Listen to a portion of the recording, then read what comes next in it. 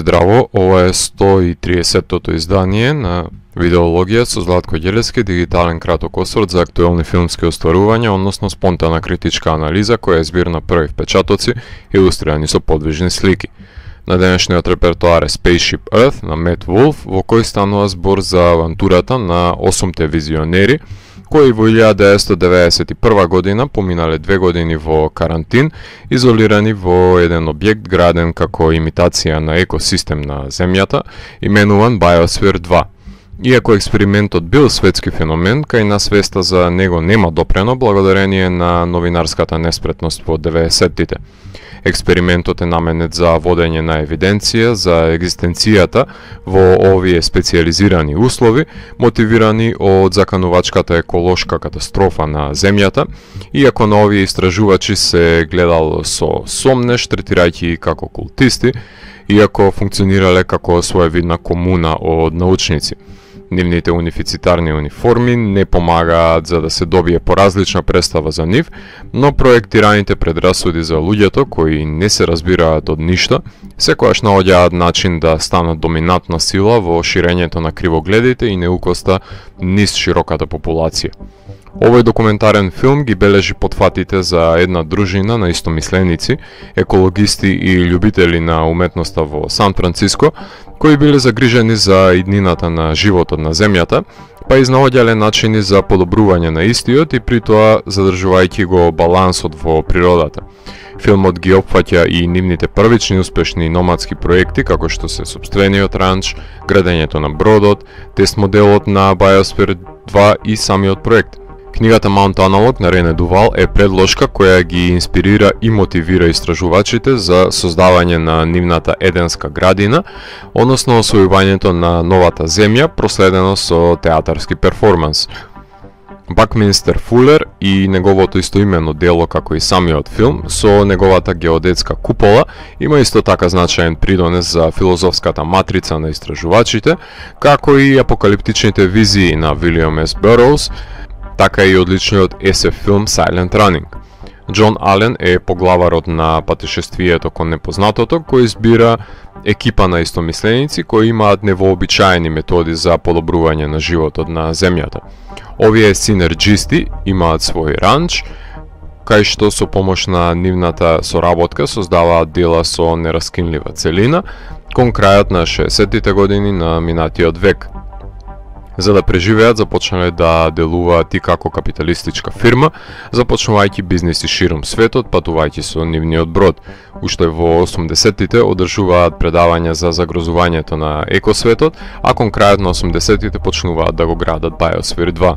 Во филмот има одвоено време да се запознаеме со осумината кои ќе бидат 2 години во карантин.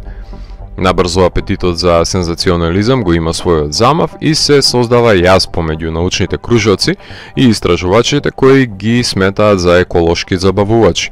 Во внатрешноста на експериментот имаат езеро, пустина, џунгла, воздух, дожд, флора и фауна, односно самоиздржувачки екосистем на дофат за кој се грижат и рециклираат.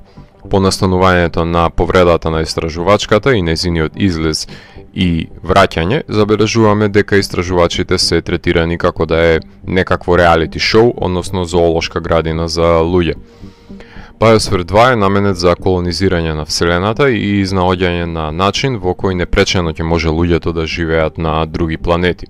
Фасцинантен е чинот што документирани се сите предизвици со кои се соочува екипата на истражувачи во внатрешноста на објектот, што само по себе е исклучителен видеоматеријал за посет, кој илустрира што всушност се одвивало во внатрешноста. Експериментот се состои од агрокултура, дизајн, екологија, технологија и инженерство, но пропаѓа за тоа што научниците не биле комплетно подготвени за проектот, односно нивните иницијални калкулирани хипотези за потребните материјали не се до крај земени предвид, за да може овој 8-член екипаж да обстои во кондензираните услови, што се заклучува со дефицитот на кислород како дериват при пораста на јаглерод диоксид. Се намалило и консумирањето на храна. Меѓутоа, тие биле сонувачи, понесени од нивната надеж и стремеж, кои дозволиле да надвладеат над калкулираниот научен пристап. Очигледно дека представата која ја глумат за се што може да биде проблематично во експериментот, не ги содржи сите прекурсори на катастрофата која ги чека. Потоа доаѓа инволвирањето на корпорациите и опортунистите, што создава јаз во менаџментот, медиумската хајка алудира на исклучиво негативната конотација која му се припишува на проектот. Во епилогот можеме да забележиме дека 25 години по проектот истражувачите се уште соработуваат и се водени од истите визионерски принципи со кои ја оформиле нивната комуна и чезнеат за подобрување на иднината. Мет Волф е документарист кој се има докажано на светската филмска јавност со своите филмови Wild Combination, A Portrait of Arthur Russell, кој представува портрет на славниот виолончелист, Teenage, во кој ја доловува борбата на тинеџерите со возрастните низ децениите, како и Recorder, The Marion Stokes Project, за жената која во изминатите 30 години постојано ги снимала на видеокасети преносите на вестите, хордајќи колекција од 70.000 ВХС касети со снимки.